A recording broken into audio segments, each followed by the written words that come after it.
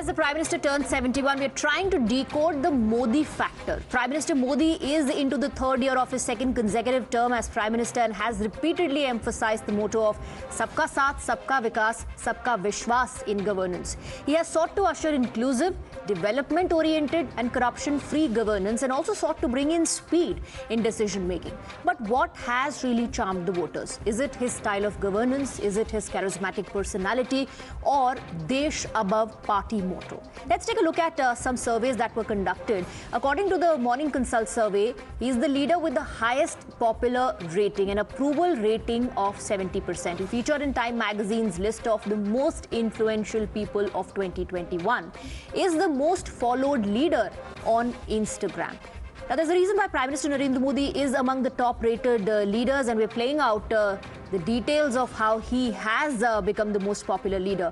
That brings us to our legitimate question, which is, has the Prime Minister won Sabka Vishwas? You're watching the News Hour at 9, debate number 2 on Times Now, Super Prime Time. Let's open this up and go across to our guests. Shehzad Poonawalla continues to be with us. We're also joined by Shekhar Iyer, senior journalist, Smita Prakash, editor, ANI, Dr. Sumansi Raman, political analyst, Sanjay Jha, suspended Congress leader. Good evening to all of you. I first want to come to you, Smita Prakash. What, according to you, is Modi factor? How would you decode it? Is it his personality, popularity, the fact that he's a charismatic leader, that he has this unique connect with the people, that he speaks people's language, he keeps people's interest first? What makes him so popular?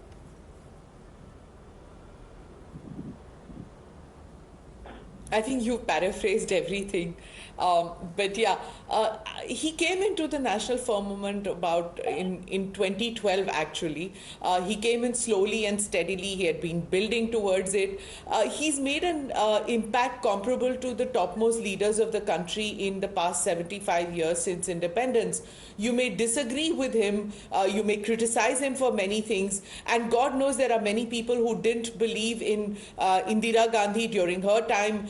They didn't believe in Nehru during his time. There were people who thought he was God's gift to India, to free India when he became the first Prime Minister. But there are many who disagreed with him. And for that matter, even with Dr. Singh, when he was Prime Minister. But you have to give it to Mr. Modi that the number of people who disagreed with Mr. Modi and then slowly made the shift 2014 is quite phenomenal. You don't have to understand or accept everything that he says. But the fact is that he's the single most important politician in India since 2014, and nobody comes a close second.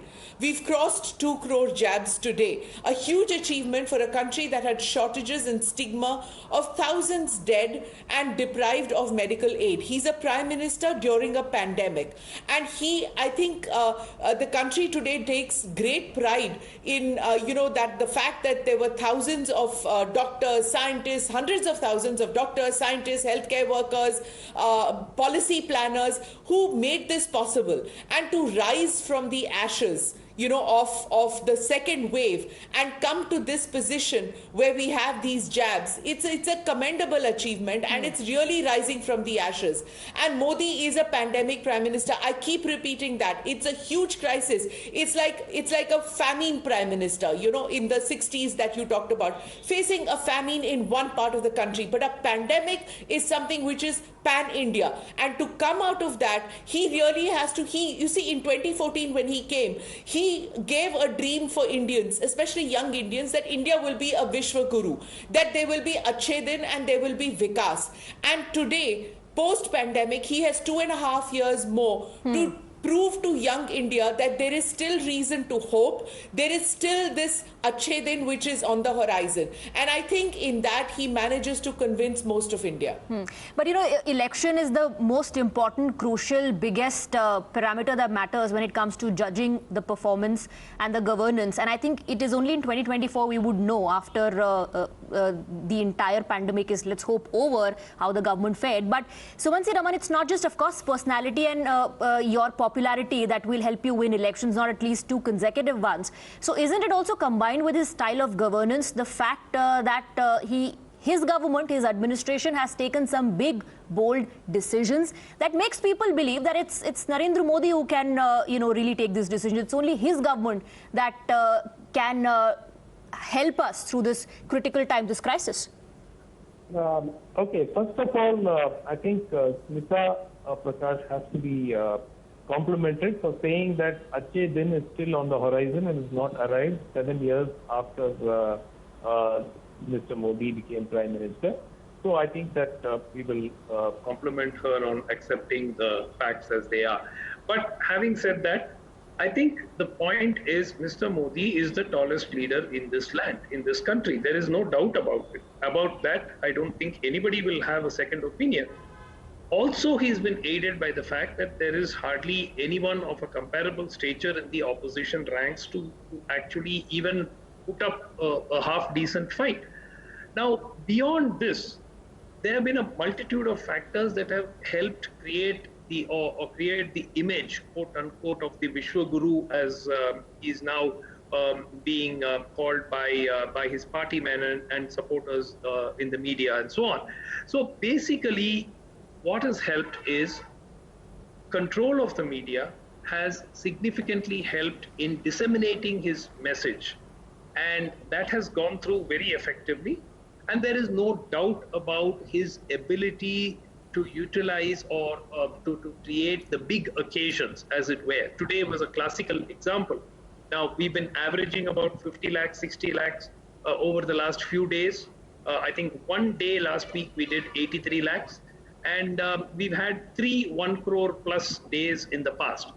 But today, suddenly, all the states, particularly the BJP-ruled states, go ballistic with vaccines, and we crossed 2.25 crores, which is amazing, which is most welcome, and everybody across the board deserves credit for that. Okay. But again, it is sort of an event. Okay, And just the event management. Clearly has been choreographed. So you're it has saying- been choreographed to coincide with the Prime Minister's birthday. Okay. Which is fine. I mean, if vaccines are going to be given to celebrate his birthday, fantastic. Let every day be treated as his birthday. We'd all be very, very happy. Okay, so PR management and event management. That is how Mr.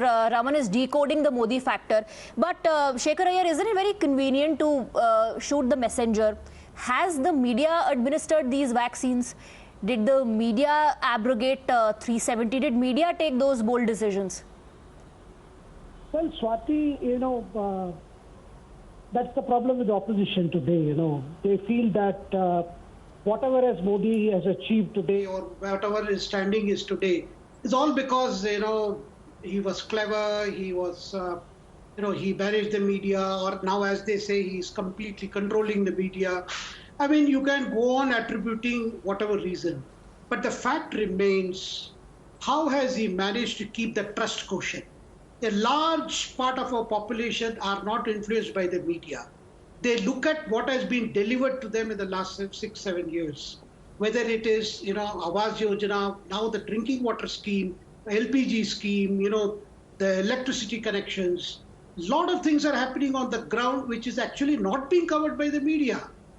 See, we are going by the urban debate. We are going by what our so-called elite class is talking about. Okay, the elite class will never accept Modi. That's a different thing. But the fact is, he today enjoys a trust quotient which no politician has. And he himself has said that I have made mistakes. He said it several times in several interviews during the run-up to the 2019 elections. But the point is, everybody is, at least a large section of the population is willing to give him the benefit of doubt. They do not question his intention. Here is a political leader, here is a politician whose intentions are not being questioned. His actions may have gone wrong.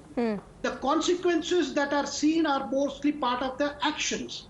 They are not seen as part of any ill intention. See, that's very important. That's the kind of trust he enjoys. That is because of the decisions he has taken. And opposition has aided him by not appreciating some of the decisions where the interests of the country, some of the decisions were beyond party politics, and that they could not appreciate. So consequently, they lost the narrative And of course, Modi, being a politician after all, took advantage. But the fact remains, he is still seen as a person who can solve problems, because what I get to hear when I talk to different sections of the people, they keep saying this: if not Modi, who will solve it? Now, if this is the kind of that trust That's a very important point that you're making. Despite such a long years. That's a very important point that you're making. That is something that Mr. Raman also spoke about. So I want to take that across to Mr. Jha. Shekhar Iyer says trust quotient for Prime Minister Narendra Modi, trust deficit, definitely then in that case it becomes for the opposition. Mr. Jha, lack of a worthy opponent, is that what makes Narendra Modi a great leader? And if that is true, then what Mr. Raman said is a very, very important commentary on the state of the opposition at this point in time. Well, I think that is the hard truth. Popularity of a leader and his performance are not necessarily directly correlated. In fact, Mr. Modi continues to be a popular national leader. Undoubtedly, he's in pole position for a considerable period. But I must say that his performance is actually inversely related to his rising graph, which I believe has even come down quite dramatically in the last couple of weeks. There is a couple of hard data points. I don't want to get into this rhetoric that a lot of people are indulging in. And I will suggest to the Congress party, if they are watching your show, the importance of having independent people who are cheerleaders of the government. That is a very significant way to influence public opinion. But now let me answer your question. Look at COVID, right? COVID is the one element on which leaders are being judged worldwide. Look at India's numbers. India has reportedly had, and I'm saying reportedly because the government figures are saying 4.5 lakh, nearly the people who have died. Reportedly, the numbers are as high as 4 million. Mr. Modi continues to remain popular. I agree. They are celebrating today 2 crores and we are talking about 75 crore vaccinations. Good job. But let me tell you this, and this is something that all your viewers need to know, that the Delta variant makes even a single dose person vulnerable. And, people who have traveled can tell you that even in the USA and UK, there is still an element of panic. How many people have we fully vaccinated in our country? 18%. Just 13%, sir, at 18 crores. So a large section of India remains susceptible to a Delta variant or another mutated virus that may emerge. What are we chest thumping for? And yet, Mr. Modi remains popular. The second wave devastated India. Almost half the deaths have happened in the second wave in April, May, and part of June. And this happened because the government was politically arrogant and doing its own, shabashi. Who takes responsibility? The government should. But Mr. Modi remains popular. Today, there's a trend, and I can tell you that trend is not just politically motivated. India has record unemployment, but nobody's talking about it. Mr. Modi remains popular. The minorities in this country, and I can tell you right now, I dare any panelist on your show to tell me that the minorities in this country are feeling protected. And Yes, and how many of those issues, did we see the opposition raising in the parliament when we had an opportunity to do so? Just a second.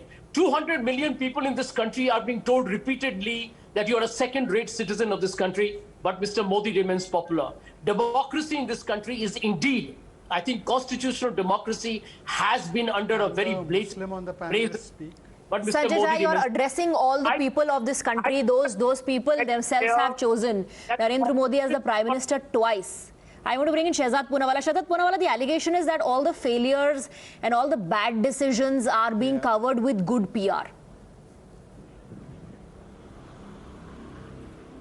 Look, Swati, this country it's an insult to the voters when you say that people of this country, no matter how much you think they are not up to your intellectual level, vote on event management, packaging and PR. Packaging और PR तो एक युवराज का भी बड़ा किया है media ने बहुत सालों तक, पर अमेठी से उस पैकेज को बाहर कर दिया. So the people of this country don't vote on packaging and PR, they vote on actual deliverables that are delivered. And let me tell you 3 very concise things what Modi represents and delivers. One, his background that he comes from, the fact that he belongs to the OBC community, he's a humble background from the chaiwala, rising up right to the topmost position of the country, it represents an aspect of aspirational quotient in large sections of this country that people who play tennis in multi-million clubs will never understand in this country. Two, the fact that Narendra Modi is not risk averse, he is decisive. He does not let decisions linger. He takes them, deals with them head on. Whether it is a demonetization, whether it is a GST, whether it is a surgical strike, the decisions are taken. They are taken with a conviction and they are stood by. And three, he is an uncompromising nationalist and he doesn't mind wearing that on his sleeve. For far too long in this country, in the name of political correctness, or in some ideas of civic nationalism, we haven't allowed the cultural nationalism of this country that should have been celebrated, our 5,000 years of unending legacy, to be celebrated. That is what Narendra Modi represents. Unfortunately, people think elections are all about numbers. That's where they're wrong. It's about chemistry, and that chemistry, unfortunately, some people who play tennis in the most elite clubs of Mumbai will never understand. And it's also, I think, Smita Prakash, about taking some decisions that may not be popular, but they need to be taken. And it's interesting that the most popular leader that Prime Minister Narendra Modi has taken some decisions like bringing in a law against triple talaq, like the abrogation of 370, many would say, which were very risky, that no other government ever thought about doing because they didn't want to upset their vote bank.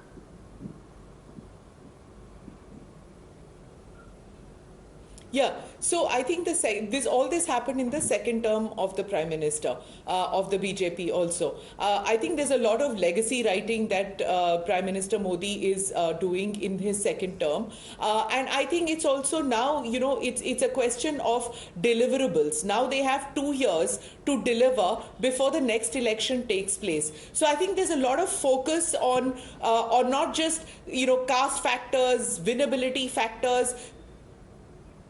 There's also this thing that everybody has been tasked that you have to do this, you have to deliver on this. And a couple of points, Swati, I just want to make. I think Mr. Iyer hit the nail on the head when he said that the opposition is just not willing to accept. You might have a Sanjay Jha sitting out here and saying that the Congress has to learn from its mistakes. But the Congress doesn't do that. Right? The Congress doesn't have an answer. They have been in a state of stasis since 2014. They don't know how to deal with the Modi factor. That's the first question that you asked me. They haven't been able to unjumble this puzzle as far as Modi is concerned.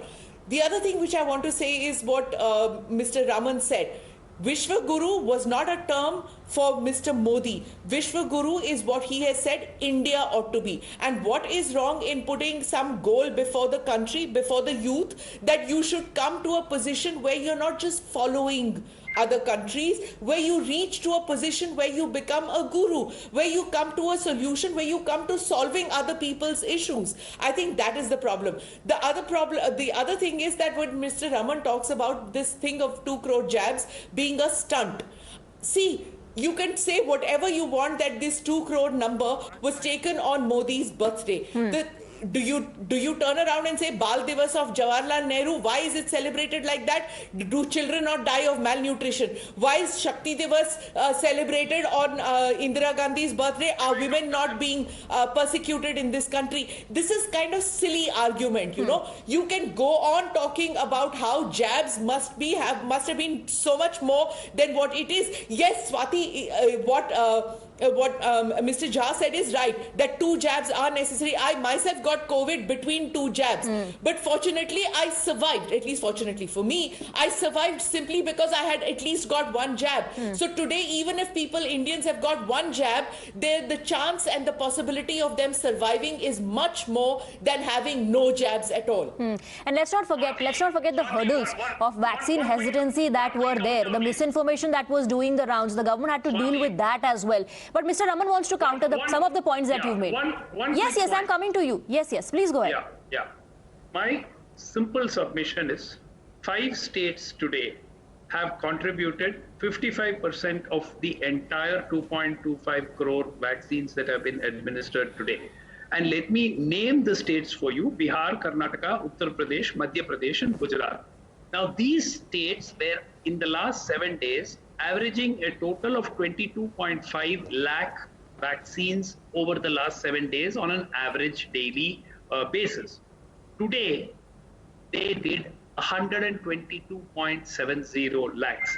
So which raises the very serious question whether vaccines, which should be given as soon as they are available, are being saved up for occasions. It is a very scary thought. But that dip and that surge is being witnessed in data that is coming in from the states as well, irrespective of the Prime Minister's birthday. On Sunday, I believe Tamil Nadu registered around 27 or 28 lakh doses that were given to people, and the very next day those numbers went down. So whose birthday was it? One second. Tamil Nadu planned, I know because it's my state, it planned this vaccine camp at least 2 weeks in advance. It announced everything, and it did not significantly go down on the vaccines in the run-up to the camp. We were doing a particular fixed number of vaccines, and on that particular day, because they had 1,000 places, and it was last Sunday, by the way, when this was done. My concern is how did 22.5 lakh doses become 122.7 lakh doses suddenly? Okay, how does it become that much, Shehzad Poonawalla, if not being hoarded, if not being saved, or deliberately not being given? See, Swati, unfortunately today, Mr. Raman wanted Prime Minister replaced with Jacinda Ardern. Today, 4.5 New Zealanders have got vaccinated. So I guess Mr. Raman is still suffering from the love he's getting on Twitter. But only 27 no, sir, we are replacing Jacinda. We are replacing. See, Jacinda as your PM. I see Narendra Modi as my PM. Now let me complete, sir. Let me complete. Don't be so intolerant, sir. Now, the problem is that the 5 states, out of the 5 states that have vaccinated the most, Mr. Raman won't tell you that Rajasthan and Maharashtra are also on that list. He will not tell you the full facts. The fact is that today we have done a historical achievement because the nation as a whole came together. It was a people's movement. Now you should ask, why isn't Rahul Gandhi's birthday, Indira Gandhi's birthday, or Jawaharlal Nehru's birthday anymore viewed as a people's movement day, where people all want to come together and take the country to a high level of achievement, rather than cribbing कि Modi के जन्मदिन पर ही क्यों हुआ? People have come out and got themselves vaccinated. Now you have to ask yourself, why don't they feel as motivated on Rahul Gandhi's birthday? Perhaps you know the answer. That's why you didn't say Rahul Gandhi. You can agree with him if you want. You can disagree with him. You can take jibes at him. The opposition has done so, faced backlash for taking personal jibes, but you definitely cannot ignore him. For the opposition, the big question is, can you battle it out with him in the upcoming elections? Can you fight him? Is there a worthy opponent? If you want to say that it's just popularity and a charismatic persona, that why is there no such a leader in the opposition who can battle it out and challenge him?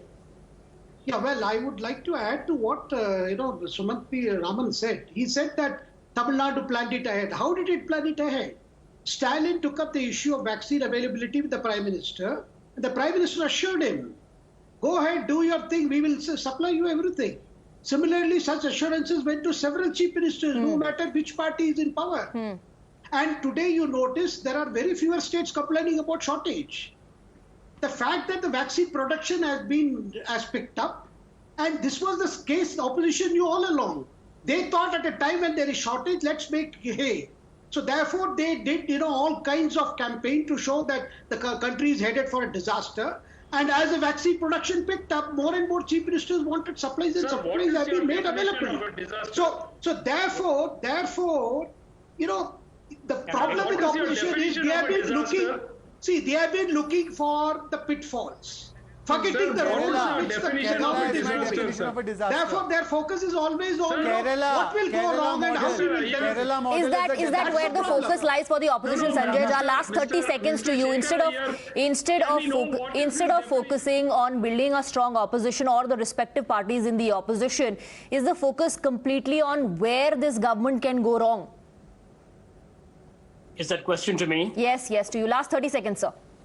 Okay, Swati, very quickly. If you look at the reality is the opposition is gifted in a way the prime job to the Prime Minister, Mr. Modi, by not putting up a formidable opposition. It's a fact, cannot be denied. I can tell you, despite listing all the laundry list of failures, add to that the NPA crisis, which is a creation of this government. The telecom sector has become a virtual duopoly because of this government, which is why it is in a mess.